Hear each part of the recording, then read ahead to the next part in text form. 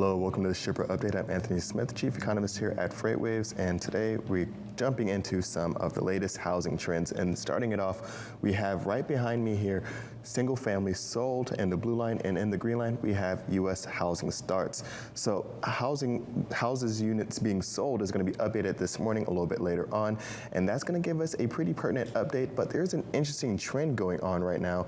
We're looking at units being sold versus units being started and what consumer sentiment is towards all of it put together. So starting off with this blue line here, new homes being sold, we saw the most recent number being up at 108,000 mostly. For this is going to be all seasonally adjusted number, so this is a season adjusted number here. So this was indeed an upward movement, but one of the big things that we have to kind of look at is some of the underlying trends overall with going on within housing and construction.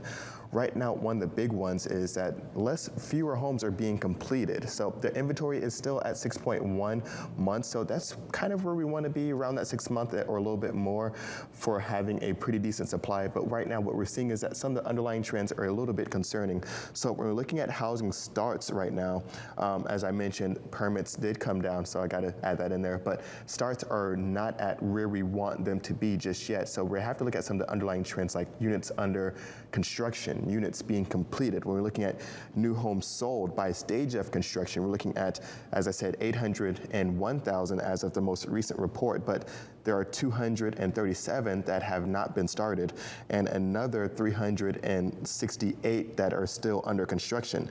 That leaves 196 that are completed. So out of the 108 that's been sold, 196 are being completed right now. And that even tells us that there are more homes really starting to build up in this backlog in this sense. And so that's going to be one of the areas to watch closely as this housing situation continues to develop as 2022 goes on.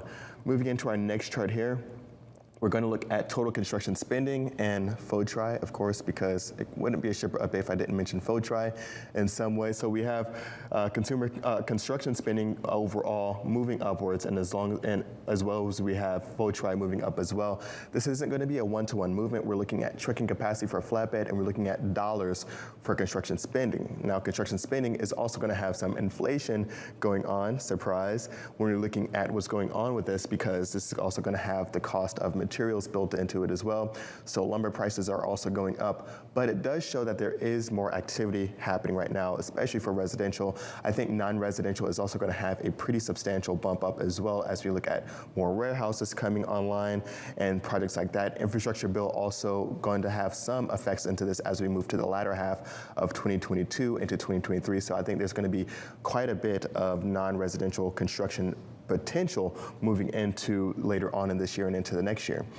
Also, as we continue to see some of this flatbed activity really starting to tighten up, that means that, well, we're tightening up because we're going to start to see more upstream manufacturing, of course, but there's also more construction activity.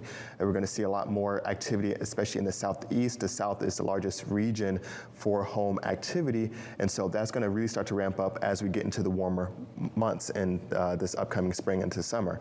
One of the interesting things here is that there was a significant pull forward, in a sense, for a lot of individuals, because when we go into our next chart here, we're going to talk about a segment that we haven't really touched on in too long here, and that's the Home Purchasing Sentiment Index.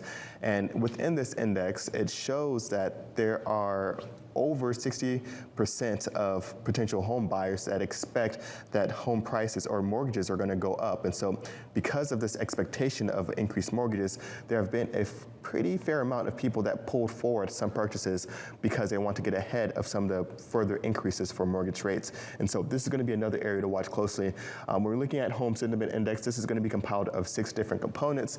All but one, I believe, moved up in the most recent release here in March, but this is another one to watch closely that we haven't touched on in some time. But when consumers are feeling confident about making a home purchase, they're typically also confident about making other purchases as well.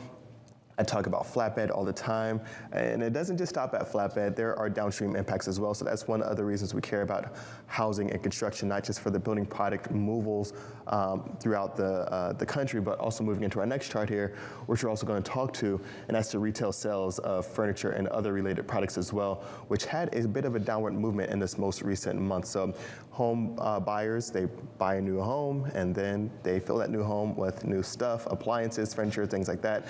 Those are going to be some of the downstream impacts as well that we look into housing and construction for. And in the orange line, we have our van outbound volume index as well. So there are a few different components that go into housing construction. It doesn't just stop upstream with the building product materials, but it also goes downstream as those consumers and home buyers fill up those homes with new goods, new furniture, new appliances, things like that. So that's going to do it for this shipper update. I think we might have another one later on today, but right now we're going to toss it back over to the main screen because I think we have a special with Tony Mulvey and a special guest. Stay tuned.